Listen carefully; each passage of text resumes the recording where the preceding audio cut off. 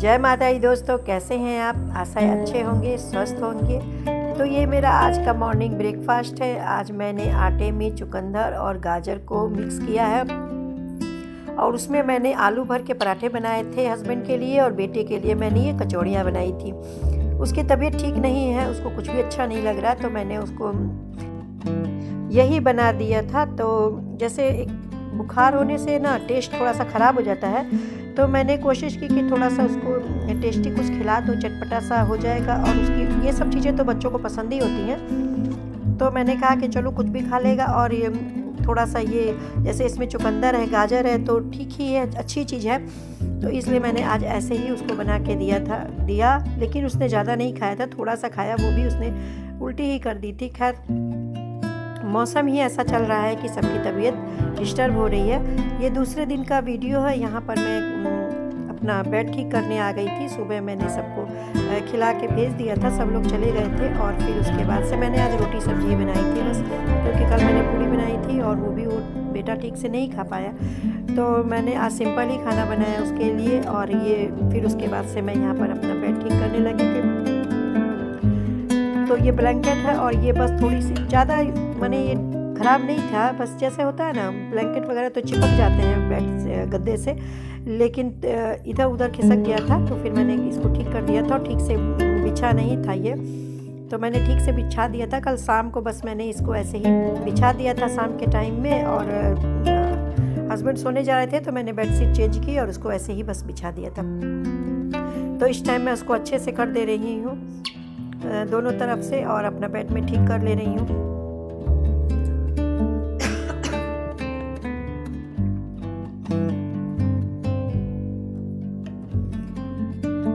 तो यहाँ पर मेरा बेड ठीक हो गया था। अब मैं थोड़ा सा इसको और अच्छे, इसकी जो ऊपर का है ना, वो सब मैं पोंछ भी दूँगी, ताकि थोड़ी धूल मिट्टी, आजकल तो मौसम ही चल रहा है धूल का। वैसे मैं खिड़कियाँ खोलती नहीं हूँ, पर फिर भी धूल आ ही जाती है।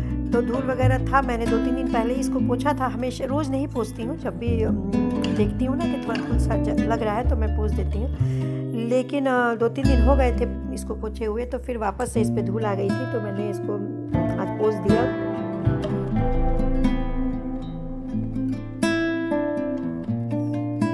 और ये सब टेबल वगैरह थी, थोड़ी छोटी सी अलमीरा थी वहाँ पे, मैंने लगा के रखी थी कुछ रखने के लिए, तो वो सब मैंने पोंछ दिया।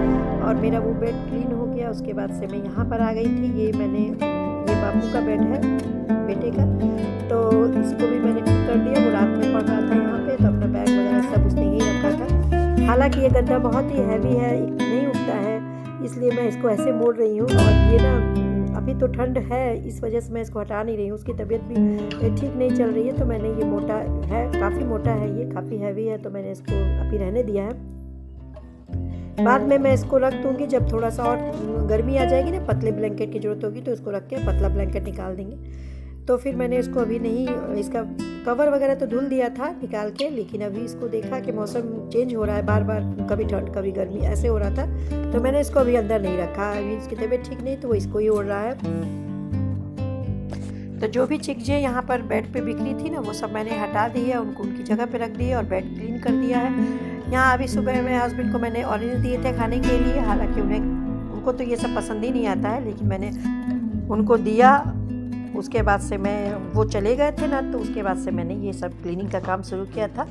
और यहाँ पर ये बेड है, इसको भी मैं ठीक कर दे रही हूँ। और सोफ़ा वगैरह मुझे क्लीन करना था, तो जो भी इसके ऊपर सुबह बैठते हैं ना, तो पूरा अस्त व्यस्त हो जाता है, तो वो सब बस मुझे ठीक करना है।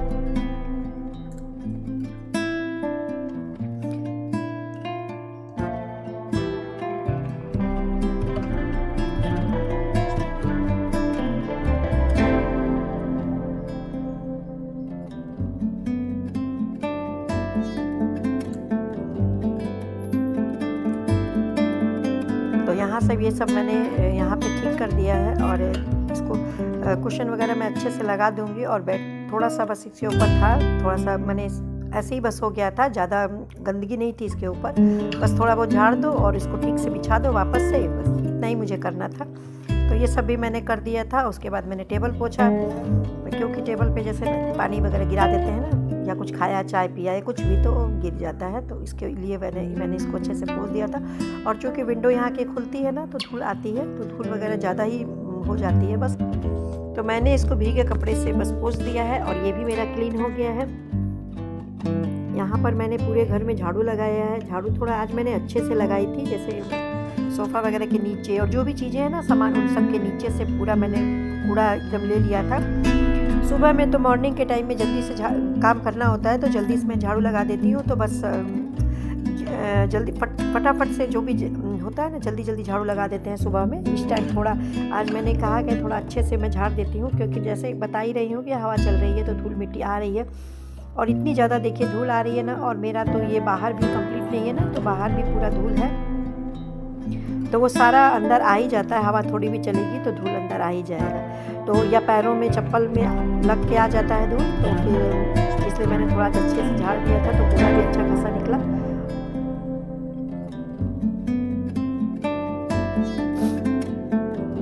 इसके बाद से मैं यहाँ पर किचन में आई थी और किचन में जो भी सामान इधर उधर रखे हुए थे वो सब मैंने उनकी जगह पे रख दिया था।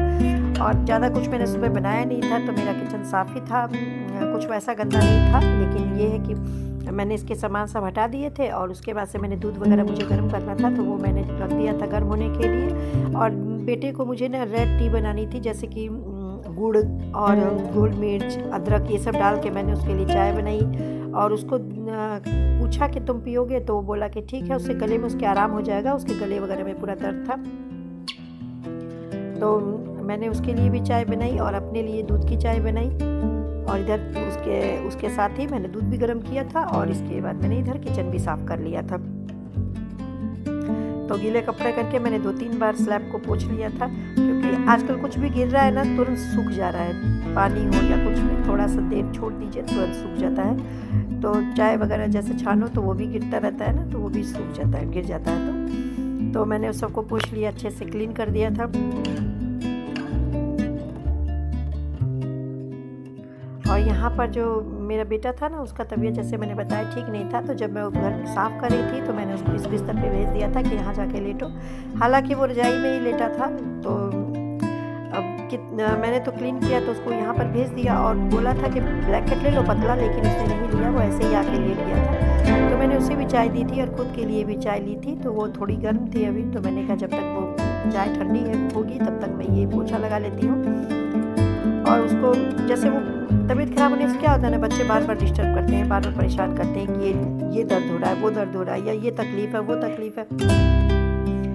तो थोड़ा काम भी इसी तरह से हो रहा था। तो मैंने उसको चाय बना के दी और उसको बोला कि ठंडा होगा ना तो साथ तुम्हारे मेरे बैठ के पीना तुम भी। तो मैंने उसे दे दिया था, और लेकिन उसने पिया नहीं, वो मेरा ही वेट करता रहा। और मेरी चाय भी बहुत गर्म थी, तो मैंने कहा थोड़ा जब तक वो ठंडी होगी तब तक मैं ये काम कर लूँगी, क्योंकि झाड़ू वगैरह में चूँकि अच्छे से लगा दी थी तो ज़्यादा पोछा लगाने में टाइम नहीं लगा।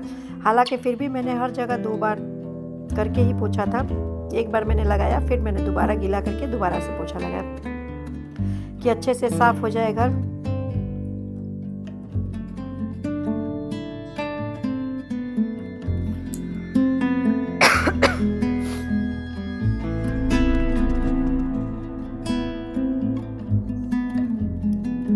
तो मैंने पूरे घर को ऐसे पोंछ दिया था अच्छे से, और पूरा घर मेरा अभी क्लीन हो गया है। अभी मुझे बर्तन धुलने हैं और दिन का लंच बनाना है, लेकिन मैं अभी इतने पे ही थोड़ी देर बैठूंगी, रेस्ट करूंगी, फिर मैं उठूंगी तो बर्तन धुलूंगी और उसके बाद से मैं दिन का लंच बनाऊंगी। तो मेरा यहाँ सब क्लीन हो गया था। और यहाँ मैं अपने बेटे के साथ बैठी थी, मैं भी चाय पी रही थी और उसको भी मैंने दिया था। पर वो बातें उसके पास इतनी है ना, जैसे हम लोगों की तबीयत ख़राब होती है तो बोलने का मन नहीं करता, थोड़ा शांति लेटे बैठे।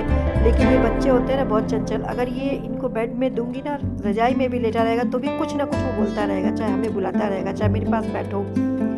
तो ऐसी कंडीशन होती। तो मैंने इसको यहाँ पर बोला कि मैं बैठी ना उसके साथ, तो फिर वो मेरे साथ कुछ ना कुछ बातें करने लगा अपने, और कुछ ना कुछ ऐसी बातें, स्कूल की बातें या कुछ ना कुछ अपनी कहानियाँ, अपनी चुटकुले, ऐसे ही वो कर रहा था मेरे साथ।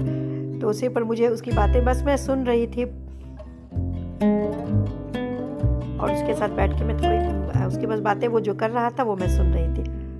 तो जब मैं भी छोटी थी ना तो मैं भी ऐसे ही बातें करती थी। मैं अपनी मामी के साथ रहती थी ना, तो वो मैं उनको हर बात बताती रहती थी, स्कूल के, घर के, कहीं भी। और मैं हम उनसे कहते थे कि बोर अगर हो जाइएगा अपना तो बता दीजिएगा, बोर होइएगा ना तो आप मेरी बस बातें सुन लीजिए, भले कोई रिप्लाई कीजिए ना कीजिए, सुन लीजिए कि मैं आपको सारी बातें अपनी बता दूँ। तो उसी तरह बच्चे भी हैं। खैर आज का वीडियो मेरा इतना ही है। अगर आपको अच्छा लगे तो लाइक कीजिए।